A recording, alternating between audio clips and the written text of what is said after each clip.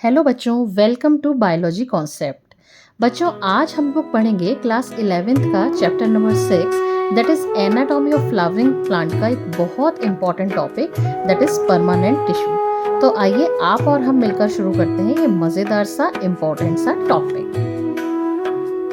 बच्चों, सबसे पहले हम जानेंगे कि परमानेंट टिश्यू क्या होता है।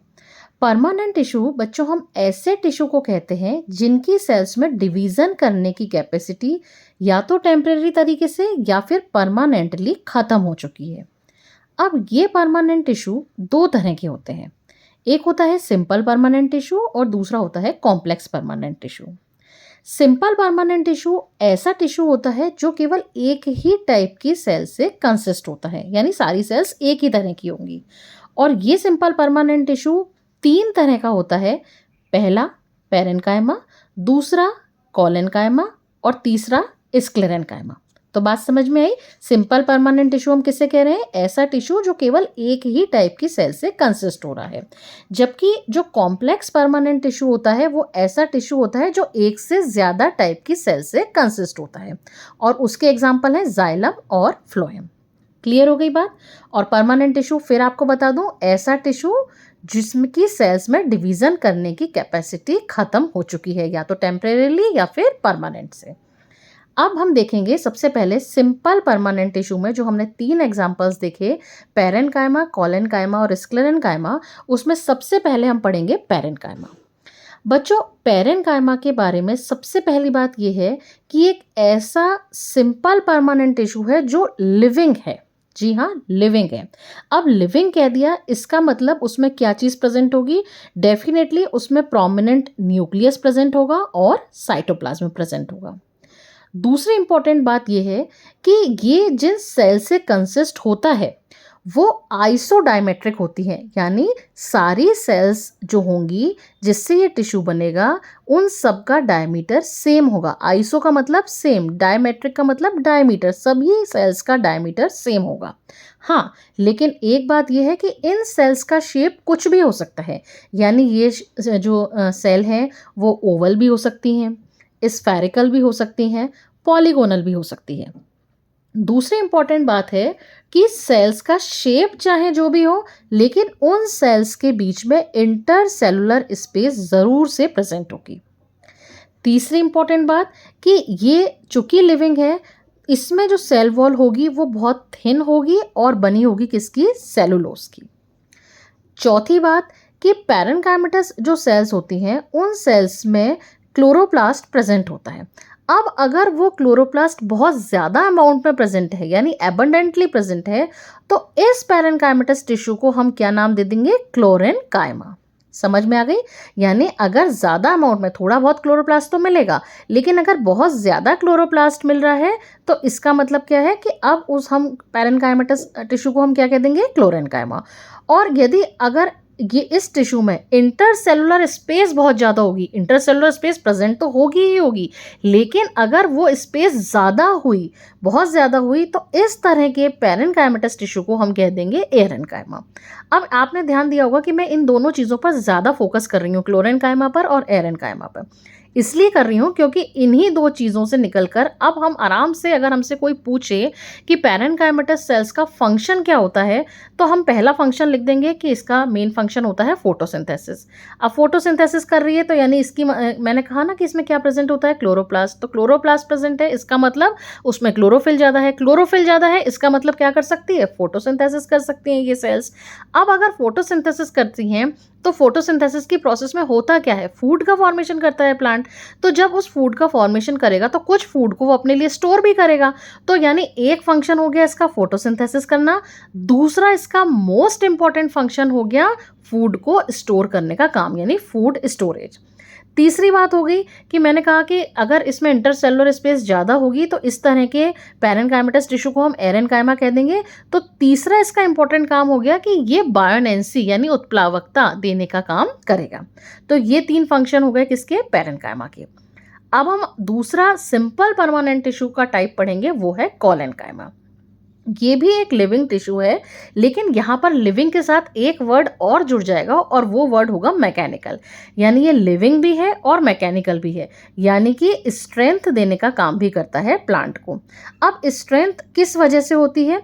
स्ट्रेंथ इस वजह से होती है कि इसकी जो सेल्स होती हैं उसमें सेलुलोज के साथ साथ हेमीसेलुलोज और पैक्टिन प्रेजेंट होता है, और साथ ही साथ ये जो पैक्टिन और हेमीसेलुलोज प्रेजेंट होगा, ये डिपोजिशन कॉर्नर्स पर ज़्यादा होता है। यानी ये जो टिश्यू होता है, कॉलेनकाइमेटस टिश्यू होता है, ये जिन सेल्स से मिलके बनता है उन सेल्स के कॉर्नर पर इसका डिपोजिशन पैक्टिन और हेमीसेलुलोज का ज़्यादा होता है। शेप यहाँ पर भी पैरेनकाइमेटस सेल्स की तरह ही ओवल, स्फेरिकल या पॉलीगोनल हो सकती है। क्लोरोप्लास्ट जिस तरह से पैरेन्काइमा में प्रेजेंट था, ठीक उसी तरीके से कॉलेनकाइमा में भी क्लोरोप्लास्ट प्रेजेंट होता है, लेकिन इंटरसेलुलर स्पेस जो है वो एब्सेंट होती है। तो बेटा जब भी हम पढ़ेंगे इन टिश्यूज़ को, आप कॉपी एक बना लीजिएगा, उसमें आप नोट डाउन करते जाइएगा इन सारी ही चीज़ों को और कंपेयर करके पढ़िएगा।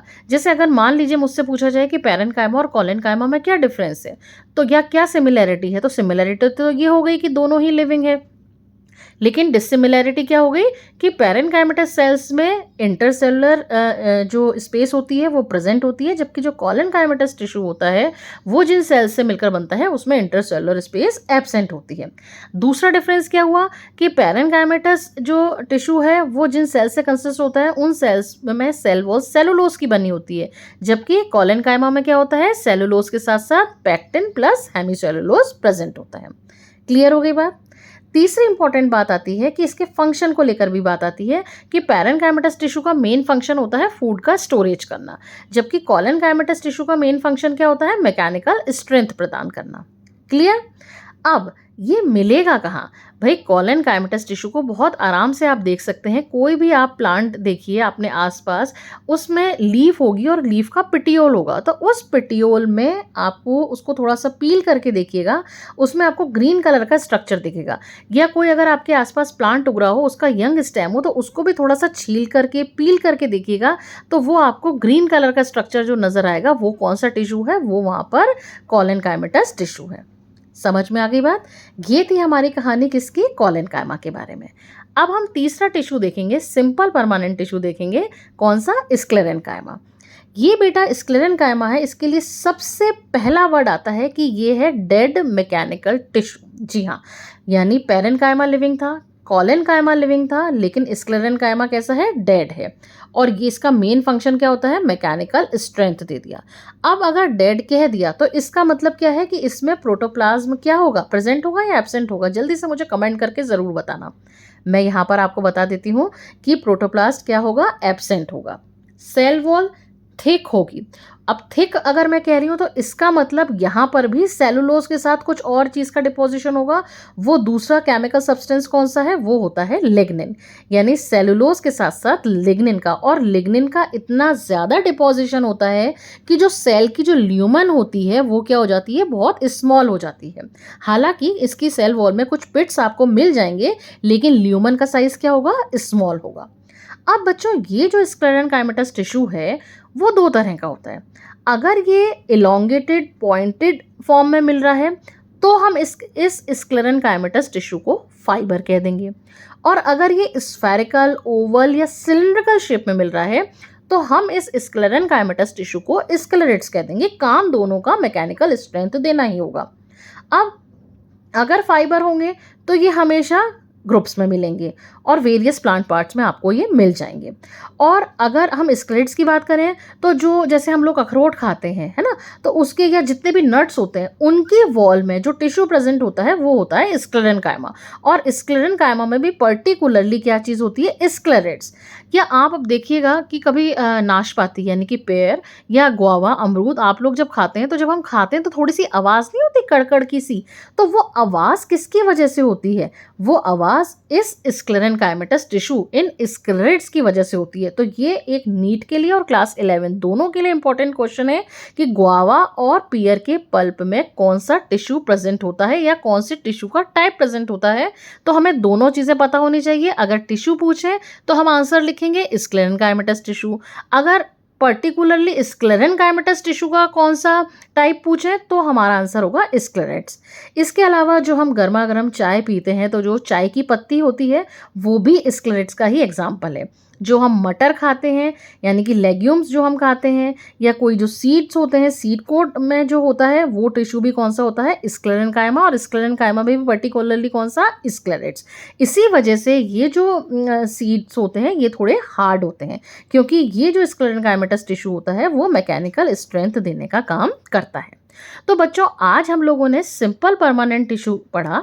इसमें से एक तो बात आपको ध्यान रखनी है कि आपको कंपेयर करके पढ़ना है, पैरेन्काइमा, कोलेनकाइमा और स्क्लेरेनकाइमा। इसका आप एक टेबल बनाएंगे और उस टेबुलर फॉर्म में आप कंपैरिजन करके लिखेंगे। जैसे कि अगर मान लीजिए पहले पॉइंट में आपने लिख दिया कि पैरेन्काइमा के नीचे लिख दिया लिविंग, कोलेनकाइमा के नीचे लिख दिया लिविंग और स्क्लेरेनकाइमा के नीचे क्या लिख देंगे, डेड। इसी तरह से फंक्शंस जब आप लेंगे तो पहले का पैरेन्काइमा का काम हो गया स्टोरेज करना, कोलेनकाइमा का काम हो गया मैकेनिकल स्ट्रेंथ और स्क्लेरेनकाइमा का भी क्या हो गया, मैकेनिकल स्ट्रेंथ। तीसरा आप आता है कि कहाँ पर मिलते हैं, यानी कहाँ पर मिलते हैं इससे मतलब है कौन से पार्ट में मिलते हैं। तो अब जैसे पैरेन्काइमा है तो जो फ्रूट्स का पल्प होता है, जो सॉफ्ट फ्रूट्स हुए जैसे कि बनाना हुआ या आपने मैंगो का जो पल्प खाया तो उसमें भी कौन सा टिश्यू होता है, उसमें होता है पैरेन्काइमेटस टिश्यू। तो इस तरीके से आज हम लोगों ने टिश्यूज पढ़े, सिंपल परमानेंट टिश्यू। अगले वीडियो लेक्चर में मैं आपको पढ़ाऊंगी कॉम्प्लेक्स परमानेंट टिश्यू। अगर आज का आपको वीडियो लेक्चर पसंद आया हो तो प्लीज़ इसको लाइक करिएगा, शेयर करिएगा और चैनल को सब्सक्राइब करिएगा। Thank you very much.